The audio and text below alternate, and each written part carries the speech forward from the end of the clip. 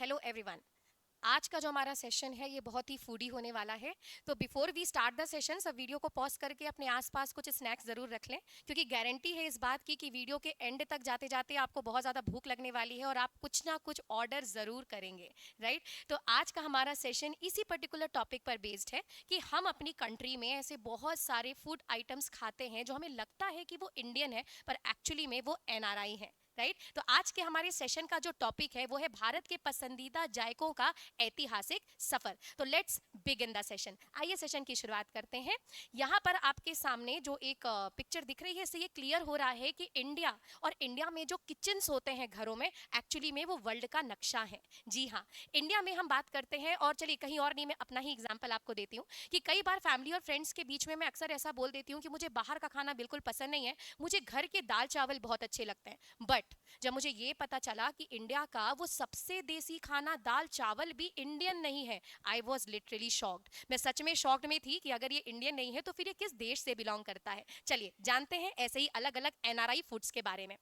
ये है हमारे सामने एक परफेक्ट कॉम्बिनेशन समोसा और जलेबी का। जी हाँ, गाना तो आपने सुना होगा ना, जब तक रहेगा समोसे में आलू। भाई समोसे में आलू तो कभी था ही नहीं। ये जो ओरिजिन है समोसा, ये हुआ है संबोसा वर्ड से ओरिजिनेट, और ये कल्चर रहा है पर्शियन देशों का।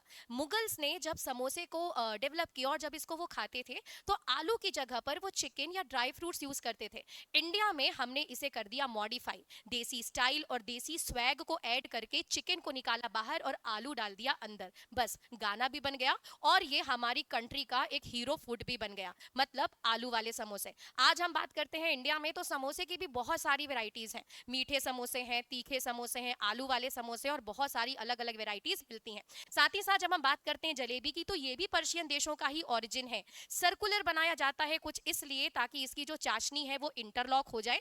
जलेबी को भी जुलबिया कहा जाता था, जिसका अर्थ होता है चाशनी से भरा हुआ एक स्वीट डिश। तो यहाँ पर आप देख सकते हैं कि तीखापन और मीठापन का ये जो परफेक्ट देसी बैलेंस है, ऐसा कुछ कॉम्बिनेशन तो इंडिया में ही बन सकता था। तो ये था एक ओरिजिन समोसे और जलेबी का कॉम्बिनेशन। चलिए देखते हैं और कौन कौन से ऐसे यूनिक फूड हैं।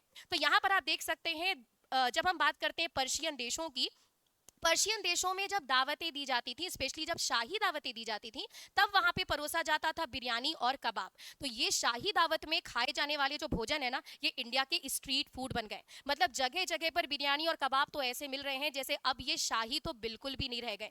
और तो और ये तो एक इंटरनेशनल डिबेट का मुद्दा भी है कि भाई बिरयानी और पुलाव में डिफरेंस क्या होता है, कई लोगों को नहीं मालूम है। पर बिरयानी जो है ये बहुत ही पर्शियन स्टाइल पर बनाई जाती है, जहां पे लेयर बाय लेयर वेजीज और राइस के कॉम्बिनेशन के साथ धीमी आंच में पकाया जाता है। और पुलाव तो आपको पता ही है भाई, सब कुछ मिला, दो सीटी ले ली और पुलाव बन गया। ये जब हम कबाब की बात करते हैं तो पर्शियन देशों में तलवार में कबाब को रोल करके और बहुत ही धीमी आंच में स्मोकी फ्लेवर में पकाया जाता था। इंडिया ने इसके टेक्सचर को चेंज कर दिया। और भाई वेजिटेरियन परिवारों में अगर आपने बोल दिया कि मम्मी आज मैं बाहर से बिरयानी और कबाब खा के आया हूं, तो भाई डांट पड़ना तो पक्का है, क्योंकि उन्हें लगता है कि हमने कुछ नॉन वेज खाया है। पर ऐसा बिल्कुल नहीं है। बिरयानी का ओरिजिन जरूर नॉन वेजिटेरियन एक्सेंट से हुआ है, पर इंडिया में बिरयानी और कबाब वेजिटेरियन फूड को यूज करके भी बनाए जाते हैं। तो यहाँ पे आप इनका ओरिजिन देख सकते हैं कि ये भी मध्य पूर्व और मध्य एशिया से ही आने वाले इंपॉर्टेंट फूड आइटम्स हैं। आइए बढ़ते हैं आगे। अब हम बात करते हैं स्वीट डिश की। भाई अगर हमारी फैमिली में, स्पेशली अगर हम बात करें इंडिया में, खाने के बाद अगर मीठा नहीं खिलाया तो फूफा जी का नाराज होना तो स्वाभाविक है। अब मीठा का मतलब बात आती है गुलाब जामुन की। तो गुलाब जामुन भी इंडियन ओरिजिनेटेड नहीं है, ये टर्की और मिडिल ईस्ट से ही आया हुआ फूड आइटम है। साथ ही साथ जब बात करते हैं कुल्फी की, तो ये भी सेंट्रल एशिया और पर्शिया से आया है। अब ये जो है फिरनी, जो कि एक्चुअली खीर ही है, बट फिरनी का मतलब है खीर जो कि काफी ज्यादा कंडेंस्ड और केवल चावल की ही बनाई जाती है। अब इसमें भी हमने इंडियन अमेंडमेंट्स कर करके साबूदाने की खीर, मखाने की खीर और बहुत सारी खीर की वैरायटी बना दी है। पर एक्चुअली में खीर का मतलब है यही चावल की खीर, जो कि अफगानिस्तान और ईरान में फिरनी नाम से परोसी जाती थी। और ये है शाही टुकड़ा। तो शाही टुकड़े को आज हमने जहां पे ब्रेड को यूज करके उसमें मिठास डेवलप करके क्रिएट किया है, जब हम बात करते हैं इन कंट्रीज की, यानी कि ईरान की, अफगानिस्तान की, तो यहाँ पे शाही टुकड़े में भी चिकन के पार्टिकल को यूज करके उसमें मिठास डेवलप की जाती थी। तो ये हमने इंडियन स्टाइल में, अगेन वही बात, एनआरआई फूड मतलब नॉन रेसिडेंशियल इंडियंस ही हैं ये सारे के सारे फूड आइटम्स। आइए आगे बढ़ते हैं। हैं। अब हम देखते हैं ये एक यूनिक स्टाइल में पकने वाली रोटी जिसे बोलते हैं तंदूर। तंदूर में आप देख सकते हैं कि रोटी को भी काफी स्मोकी फ्लेवर में और बहुत ही धीमी आंच में पकाया जाता है, काफी बढ़िया तरीके से पकती है और एक यूनिक स्टाइल देती है। तो तंदूर में बनी हुई कोई भी चीज होती है, ये पूरा का पूरा जो पैटर्न है, स्टाइल है, ये भी ईरान और सेंट्रल एशिया से ही लिया गया है। साथ ही साथ इसको कहा जाता है शवरना। शवरना मींस चिकन को क्या किया जाता था, एक स्टिक में रोल करके और घुमा घुमा के पकाया जाता था। तो शवरना में भाई यहाँ पे मिडिल ईस्ट के लोग तो चिकन को ही पकाते थे, पर हम इसमें गोभी, आलू और भी बहुत सारी चीजों को पकाते हैं और इसको हमने अगेन मॉडिफाई कर दिया है। तो ये दोनों जो सिस्टम है, इवन काठी रोल की भी बात करें तो इसको भी हमने पर्शियन कंट्री से मींस मिडिल ईस्ट से ही लिया हुआ है। चलिए आगे बढ़ते हैं और अब हम बात करते हैं आपके सामने जो हिमालय से आने वाले जो कुछ फूड आइटम्स हैं। ये है आपका मोमोज और इसको हम बोलते हैं ठुक्पा। ठुक्का मतलब कि कंफ्यूज नहीं होना, ये वही सूप है जो कि हम स्टार्टर के फॉर्म में अपने रेस्टोरेंट्स में जाके सबसे पहले ऑर्डर करते हैं। बट ये थोड़ा सा नूडल सूप जैसा होता है, जिसे तिब्बत और नेपाल में स्पेशली खाया जाता है। सेशन के पहले मैंने आपको दाल चावल की बात की थी कि वो इंडियन नहीं है। भाई सबसे ज्यादा देसी कहा जाने वाला फूड इंडियन नहीं है, तो ये कहाँ से बिलोंग करता है?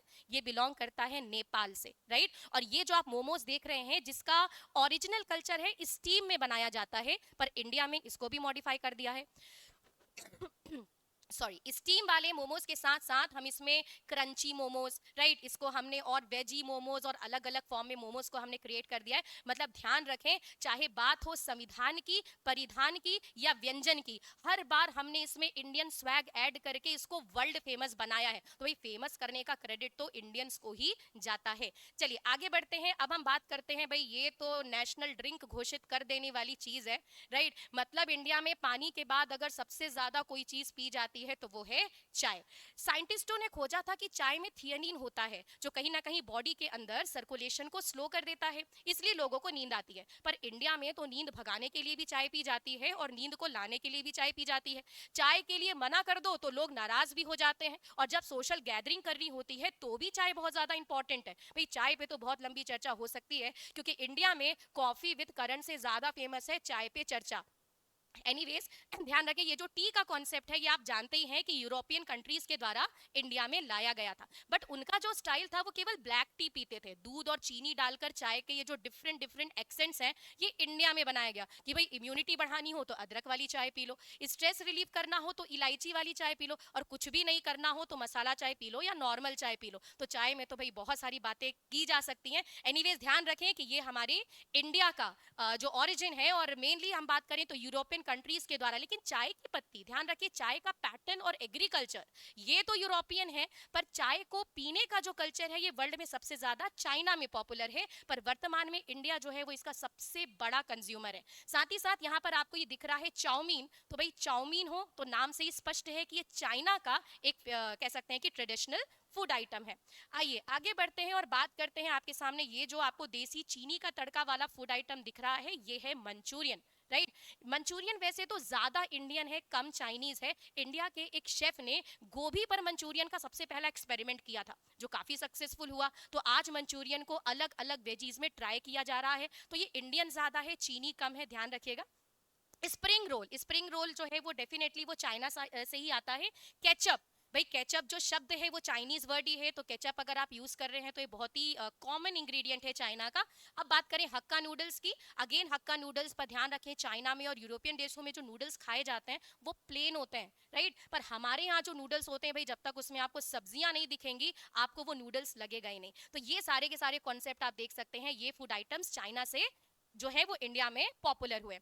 अब ये आता है आपके सामने पाव। भाई ऐसा लगता है कि पाव का आविष्कार नहीं हुआ होता तो मुंबई अस्तित्व में ही नहीं आता। मतलब पाव मतलब मुंबई। मुंबई जो है पाव भाजी या फिर वड़ा पाव के लिए काफी ज्यादा फेमस है, और वहाँ का एक बहुत कॉमन स्ट्रीट फूड है। ये बहुत ही सोशल फूड भी माना जाता है, सामाजिक भोजन, कॉम्बिनेशन में ही खाया जाएगा, अकेले इसको आप नहीं खा सकते। और भाई मुंबई में स्ट्रीट फूड में अगर पाव में बटर नहीं लगाया तो वहां पर भी लोगों का क्या हो जाता है, झगड़ा हो जाता है। तो एनीवेज, ये जो है पाव, ये बेटा पुर्तगालियों से लिया गया है। ये पुर्तगालियों का एक बहुत ही इंपॉर्टेंट एक्सपेरिमेंट था, जिसमें हमने नए नए तरीकों से पाव को बनाना शुरू किया। साथ ही साथ यहाँ पे आप देख सकते हैं कि ब्रेड जो है वो वहाँ पे एक गरीबों का भोजन माना जाता था, जिसको थोड़ा सा देसी एक्सेंट में क्रिएट करके हमने इंडिया में इसे बना दिया पॉपुलर। चलिए अब आपके सामने ये जो कुछ चीजें दिख रही हैं, ज्यादातर नाश्ते में खाए जाने वाली चीजें हैं, ये यूरोपियन स्टाइल में की जाती हैं। और वैसे भी आपको मालूम है कि अंग्रेज जो हैं, भले ही हमारे कंट्री में कई सालों तक शासन करके गए, पर बहुत सारी नई चीजें उन्होंने हमें सिखाई, जैसे न्यूज़पेपर पढ़ना, सुबह सुबह चाय पीना, सुबह सुबह टोस्ट और ब्रेड खाना। ये सारा कॉन्सेप्ट भी किनका है? ब्रिटिशर्स का ही है, मतलब यूरोपियन कंट्रीज का। तो चाहे बात हो ब्रेड ऑमलेट या सैंडविच की, ये भी यूरोपियन और इंग्लैंड से ही है। चाहे बात हो केक और पेस्ट्री की, यूरोप एंड फ्रांस अगेन यहाँ पर आते हैं।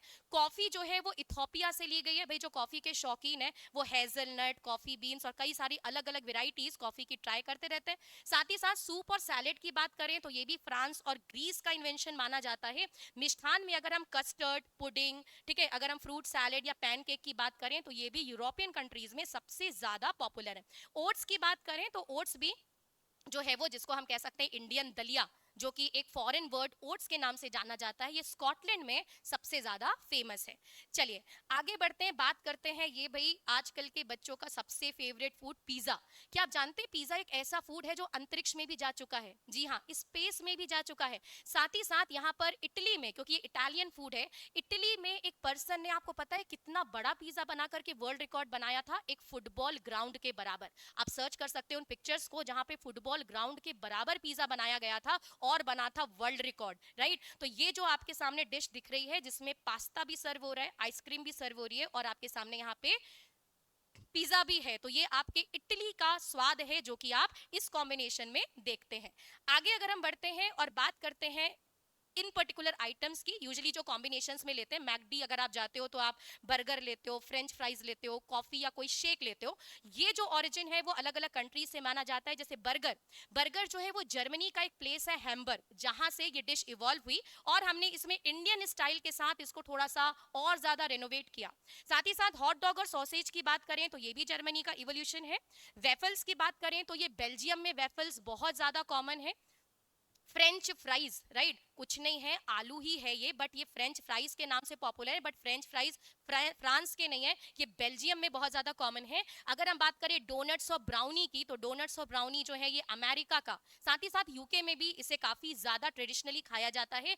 मिल्क शेक वगैरह जो आप देखते हैं वो यूएस में सबसे ज्यादा पॉपुलर है। तो ये हमारे हो गए फास्ट फूड कल्चर में अलग अलग कंट्री से लिए जाने वाले फूड। और भी कुछ स्नैक्स हम लेते हैं, तो आप देख सकते हैं यहाँ पे अगर आप मैगी खा रहे हैं तो ये स्विट्जरलैंड का फूड आप खा रहे हैं। अगर आप चॉकलेट खा रहे हैं, भाई भाई आजकल देखते हैं मीठा मतलब कि डेयरी मिल्क, तो ये जो चॉकलेट वगैरह है ये आपके मेक्सिको के ओरिजिन है। साथ ही साथ मूवी देखने जाते हैं तो पॉपकॉर्न है, नाचोस है, ये सब आपके मैक्सिकन फूड आइटम्स हैं।